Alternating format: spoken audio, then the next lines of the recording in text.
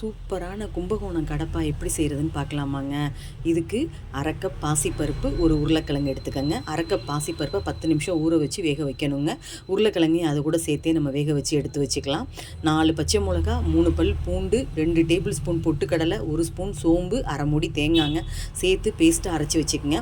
ஒரு எண்ணெய் சட்டி அடுப்பில் காய வச்சு 1 குழிக்கரண்டி எண்ணெய் ஊற்றி வாசனை ஜாமான் தாளித்து 2 பெரிய வெங்காயத்தை நைஸாக கட் பண்ணி சேர்த்துக்கோங்க. அது நல்லா வதங்கினதுக்கப்புறம் நம்ம வேக வச்ச பாசிப்பருப்பை கட்டி இல்லாமல் மசிச்சு ஊற்றிடுங்க.